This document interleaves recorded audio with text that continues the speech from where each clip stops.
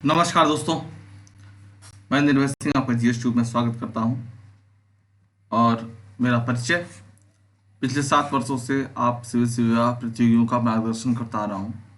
इसके अंतर्गत भारतीय राज्य व्यवस्था, अर्थव्यवस्था के साथ साथ वैकल्पिक विषय इतिहास का आपको अध्ययन करा रहा हूं। और आप में से किसी का वैकल्पिक विषय अगर इतिहास है तो इस लिंक पर जरूर जाइएगा।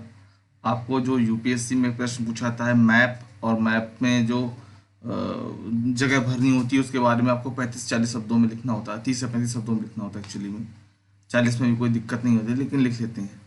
कहने का मतलब ये है कि आपको उस क्वेश्चन के लिए यहाँ पर मटेरियल आपको मिल जाएगा पर्याप्त रूप से, तो उसको जरूर विजिट कीजिए आप एक बार। और ये टेलीग्राम समूह है, इसको जरूर ज्वाइन कर लीजिए। कुछ अपडेट, कुछ चर्चा आपको अगर तत्काल चाहिए होती तो वहाँ आपको मिल सकती है। ठीक है, चलिए। हम लोग भारतीय राज्य व्यवस्था का अध्ययन कर रहे थे और इसी अध्ययन क्रम में हम लोग राष्ट्रपति पढ़ लिए थे। अब हम लोग को आज पढ़ना है उपराष्ट्रपति। उपराष्ट्रपति, ठीक है। चलिए, जैसा कि आपको पता है कि राष्ट्रपति अनुच्छेद 52 में था, लेकिन उपराष्ट्रपति आपको अनुच्छेद 63 में मिलेगा, 63 में। ठीक है, तो भारत का एक उपराष्ट्रपति होगा, ये क्यों लिखा जाता है? ये इसलिए लिखा जाता है ताकि इस पद की संवैधानिकता स्थापित हो। अब कई बार आप सुनते होंगे कि सरकार को या विपक्ष को संवैधानिक पदों का सम्मान करना चाहिए, संवैधानिक पद का टकराव नहीं होना चाहिए, ये सब चीज़ें आप सुनते होंगे। आमतौर पे ये सब चीज़ें होती रहती हैं। प्रेस कॉन्फ्रेंस अगर सुनते हैं तो, या थोड़ा सा दिलचस्पी है राजनीति में तो, और मेरे ख्याल से सिविल सेवा की तैयारी कर रहे हैं तो राजनीति में दिलचस्पी होगी ही होगी, ऐसी कोई बात नहीं है। क्यों? क्योंकि आपको आपका वो पर्यावरण है, इसलिए मैंने बात कही कि आपको जिस पर्यावरण में काम करना है वो है राजनीति। ठीक है, तो ये सब आप चीज़ परिचित होंगे कि जब संवैधानिक पद कहा जाता है उसका मतलब क्या है। उसका मतलब यही है कि संविधान में जिसका जिक्र हुआ है, अनुच्छेद 63 में जैसे उपराष्ट्रपति का जिक्र हो रहा है कि भारत का एक उपराष्ट्रपति होगा, तो उसका आशय सिर्फ इतना है कि वो संवैधानिक पद के रूप में आपको यहाँ पर बताया जा रहा है, स्थापित किया जा रहा है उसको। ठीक है, अनुच्छेद 65, उपराष्ट्रपति राष्ट्रपति के पद अगर अचानक रिक्त हो जाए तो राष्ट्रपति के रूप में कार्य करेगा। उपराष्ट्रपति अगर राष्ट्रपति का पद अचानक मतलब मृत्यु हो जाए, या मान लीजिए कि कोई ऐसी बीमारी हो जाए जिसकी वजह से वो काम ना कर पा रहे हो, जैसे पैरालिसिस वाली कोई बीमारी हो गई इस टाइप की, या मानसिक रूप से कोई समस्या आ गई, कई बार दिमागी संतुलन बिगड़ने का भी मामला बनता है, तो वो सब चीज़ें अगर अचानक में, मान लीजिए उसने इस्तीफा दे दिया, अपने पद से त्याग पत्र दे दिया, जो कुछ भी अगर अचानक खाली होता है ना, तो राष्ट्रपति के पद को धारित करेगा कौन? उपराष्ट्रपति, ध्यान रखिएगा। और जब उपराष्ट्रपति राष्ट्रपति के रूप में कार्य करेगा तो उस दौरान वो सभापति पद के कर्तव्यों का पालन नहीं करेगा, तो इस दौरान उसे राष्ट्रपति वाले ही विशेषाधिकार, वेतन और भत्ते प्राप्त होंगे। ध्यान दीजिएगा, ध्यान से सुनिएगा इस लाइन को। उपराष्ट्रपति एक ऐसा व्यक्ति है जिसे अपने पद की मतलब वेतन नहीं मिलता है। उसका वेतन इसलिए नहीं मिलता क्योंकि वो उपराष्ट्रपति है। हालांकि आम बोलचाल में हम लोग बोल देते हैं कि उपराष्ट्रपति का वेतन इतना है, वो ठीक है, आप बोलते रहिए, उसका कोई मतलब नहीं, लेकिन ध्यान ये रखिए क्योंकि प्रश्न पूछा जाता है, उपराष्ट्रपति को उपराष्ट्रपति के पद का वेतन नहीं मिलता है। किसका वेतन मिलता है? राज्यसभा के सभापति का वेतन मिलता है। राज्यसभा के सभापति के रूप में जो काम करता है उसका वेतन मिलता है। ठीक है, और अब आगे क्या ध्यान देना है? आगे ये ध्यान देना है कि राष्ट्रपति का पद अगर अचानक से खाली हो जाता है और उपराष्ट्रपति राष्ट्रपति का काम करता है तो उसे राष्ट्रपति वाले ही विशेषाधिकार प्राप्त होंगे, राष्ट्रपति वाला ही वेतन भत्ते प्राप्त होंगे। तो राष्ट्रपति का विशेषाधिकार तो अलग से होता है, पूरा प्रोटोकॉल राष्ट्रपति वाला मिलेगा। फिर वो जब वो राष्ट्रपति वाला काम करेगा तो वो राज्यसभा का सभापति वाला काम नहीं करेगा। क्यों? क्योंकि आपको पता होना चाहिए ये एक समय में एक व्यक्ति एक ही पद पर रह सकता है, एक ही पद का जो कर्तव्य है उसका पालन कर सकता है। तो इसलिए यहाँ पर इस चीज़ का ध्यान देना है आपको। योग्यता क्या हो भाई? तो भाई भारत का नागरिक हो, और यहाँ भारत का नागरिक वो किसी प्रकार से होता है, जन्म से हो सकता है, वंश से हो सकता है, देशीकरण से, पंजीकरण से, क्षेत्र अर्जन से, कैसे भी हो, बस वो भारत का नागरिक हो। ये आपको कंफ्यूज किया जाता है कथन एक लिख करके कि वह भारत का जन्मा नागरिक हो। अरे जन्मा जरूरी नहीं है, बस भारत का नागरिक होना जरूरी है। 35 वर्ष की आयु पूरी कर चुका हो, राज्य के अधीन किसी लाभ के पद पर ना हो। हालांकि लाभ के पद का निर्धारण कौन करता है? तो लाभ के पद का निर्धारण संसद करती है। कौन सा पद लाभ का पद माना जाएगा, कौन सा नहीं माना जाएगा, कौन करता है? तो संसद तय करती है। और क्या हो भाई, राज्यसभा की जो सदस्य चुने जाने की योग्यता वो रखता हो। उपराष्ट्रपति का चुनाव के लिए नामांकन के लिए 20 प्रस्तावक व 20 अनुमोदक होना चाहिए। प्रस्तावक मतलब उनका नाम प्रस्तावित कर, अनुमोदक उनका समर्थन करे। ये शर्त, जैसे कि राष्ट्रपति में आपने यहाँ 50-50 पढ़ा था, राष्ट्रपति में यहाँ 20-20 है। ठीक है। जमानत की राशि 15,000। तो जमानत की राशि क्यों रखी जाती है, एक सवाल मन में आ सकता है कभी राष्ट्रपति में। हालांकि मैंने इसकी चर्चा नहीं की, शायद ध्यान ना रहा, बता देता हूँ। देखिए, जमानत राशि क्यों रखी जाती है? कुछ जमानत की राशि हो गई या प्रस्तावक और अनुमोदक वाला पॉइंट हो गया। क्यों ऐसा किया गया? ऐसा इसलिए किया गया कि अगंभीर जो तत्व हैं वो साइडलाइन हो जाए। कैसे? आप कभी देखिए, पंचायत के चुनाव देखिए, नगर पालिका के चुनाव देखिए, सिर्फ अपने बैनर और पोस्टर छापने के लिए, अपने को बताने के लिए, छोटे भैया नेता बनने के लिए बहुत सारे लोग चुनाव में उठ खड़े होते हैं, है ना। तो ऐसी स्थिति यहाँ पर ना बन जाए उपराष्ट्रपति या राष्ट्रपति के चुनाव में कि भाई एक भी सांसद, एक सांसद है, 2 सांसद है, 5 सांसद हैं, अब चलेंगे उपराष्ट्रपति का चुनाव लड़ने। तो तमाशा टाइप का हो जाता है, तमाशा दिखता है वो। इस गंभीरता लाने के लिए ये काम किया गया है, अनुमोदक और प्रस्तावक वाला। कभी आपसे प्रश्न पूछ लिया जाए इंटरव्यू में या वैसे भी, तो आप कम से कम कह सकें गंभीरता का यहाँ मतलब क्या है, जमानत राशि का यहाँ मतलब क्या है। जैसे कि एकल संक्रमण में मैंने आपको बताया था, राष्ट्रपति के चुनाव में 4 लोगों को आपको दिखाया था कि 4 लोग चुनाव लड़ेंगे तो क्या होगा। लोकतंत्र है, कितने भी लोग लड़ सकते हैं, लेकिन इन सब चीज़ों का इसलिए रखा गया कि थोड़ा सा गंभीरता बनी रहे, वो तमाशा टाइप का ना दिखे। ठीक है। अब आप ही सोचो ना, आपके घर में अगर 4-5 लोग हैं और कहा कि सबके लोकतंत्र है, तो कोई कहेगा हम गोभी खाएंगे, कोई कहेगा हम करेला खाएंगे, कोई कहेगा हम भिंडी खाएंगे, कोई कहेगा हम पनीर खाएंगे। अब इतना खाना तो नहीं बन सकता ना, तो तमाशे वाली बात हो गई। ऐसे ही महसूस कीजिए, ये तो तमाशे वाली बात हो गई कि अब ऐसे थोड़ी ना घर बन सकता है, ये तो होटल में चल सकता है, घर में थोड़ी ना होता है ऐसा। तो ऐसे ही समझिए कि लोकतंत्र है, वो तो लोकतंत्र है, उसका मतलब ये नहीं कि कुछ भी चलेगा, उसमें कुछ तो नियम कानून बनाने ही पड़ेंगे। ठीक है। 69, मैंने आपसे पहले भी कई बार कहा, फिर दोहरा देता हूँ।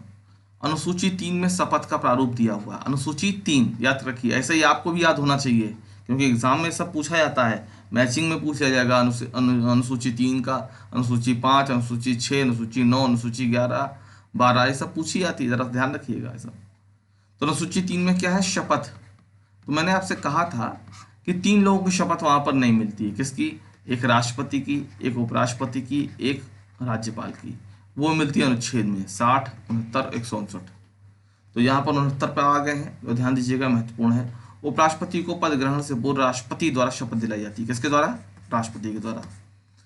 और राष्ट्रपति अगर अनुपस्थित है, मान लीजिए उसके घुटने में दर्द है, कोई समस्या है, जो भी है, तो उसको वो राष्ट्रपति किसी भी व्यक्ति को नियुक्त कर सकता है कि भाई उपराष्ट्रपति साहब को आप शपथ दिला दीजिए। ठीक है।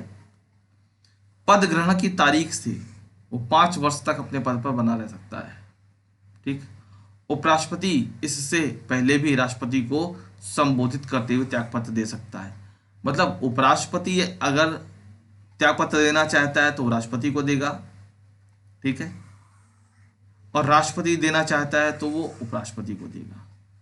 ठीक है। दोनों एक दूसरे को त्यागपत्र देते हैं, इस्तीफा सौंपते हैं। अब हटाना है तो क्या करें? उपराष्ट्रपति को हटाने का प्रस्ताव राज्यसभा में ही लाया जाएगा। ध्यान दीजिएगा, राज्यसभा में ही लाया जाएगा। जबकि हम लोग जब राष्ट्रपति पढ़ रहे थे तो मैंने आपसे कहा था उसको हटाने का प्रस्ताव किसी भी सदन में, मतलब लोकसभा में और राज्यसभा में, कहीं पे भी शुरू हो सकता है। लेकिन यहाँ पर ध्यान दीजिए, उपराष्ट्रपति को हटाने का प्रस्ताव राज्यसभा में ही प्रारंभ किया जाएगा। ठीक है।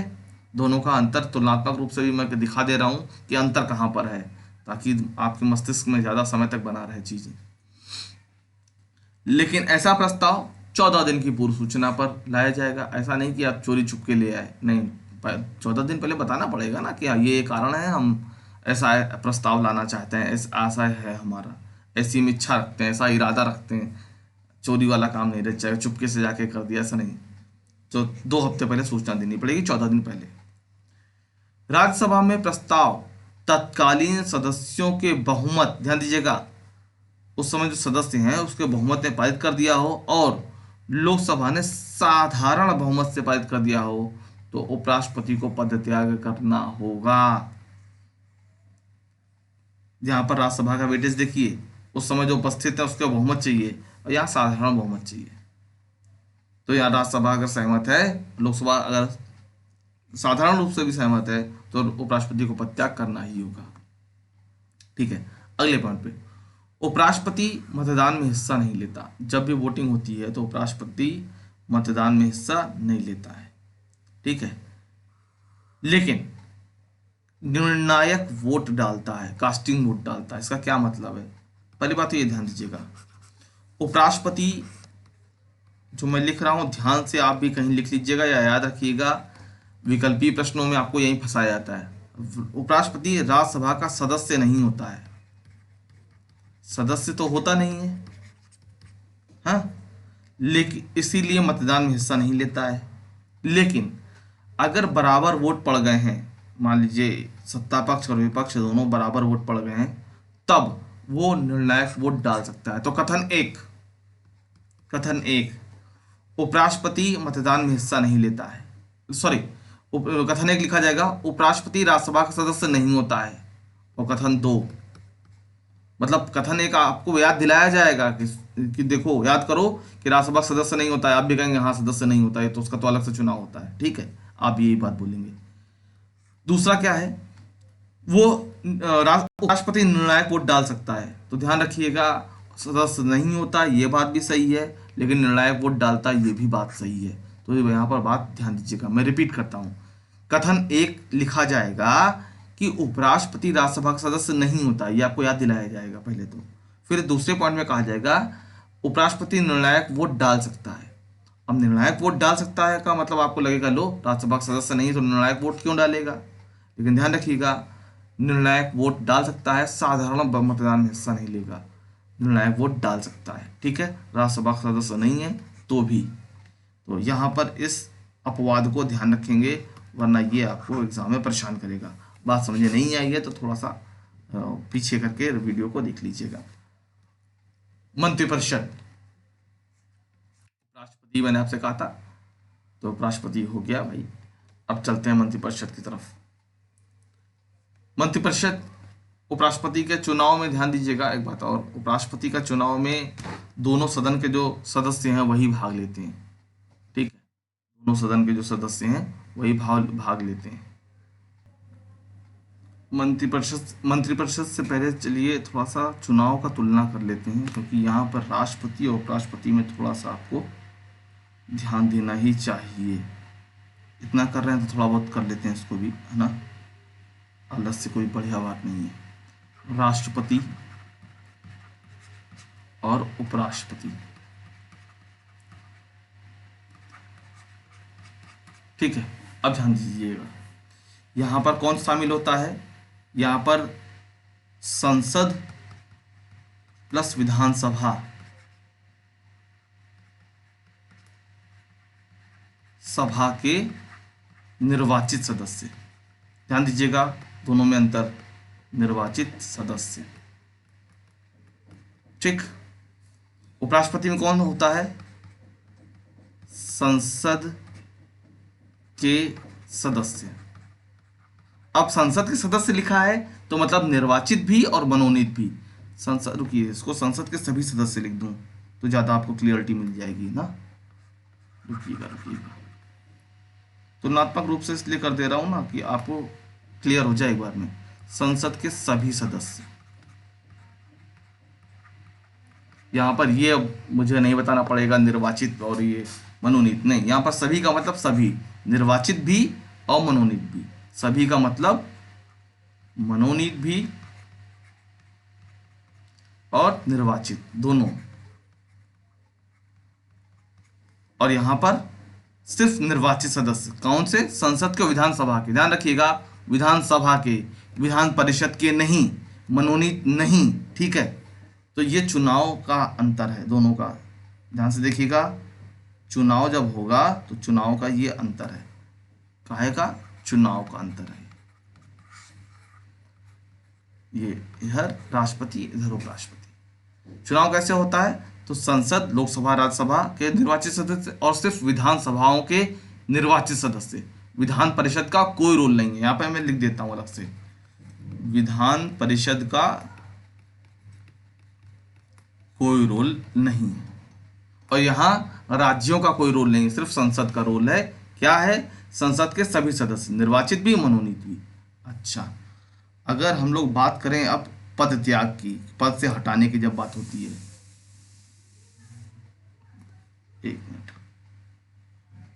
यहां पर पद से हटाने की बात हो, पद से हटाना अगर इसकी बात करें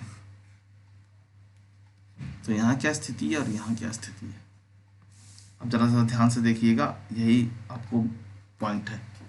यहां जब राष्ट्रपति को पद से हटाते हैं तो ध्यान से देखिए, यहां संसद के सभी लोग शामिल होते हैं, संसद के सभी।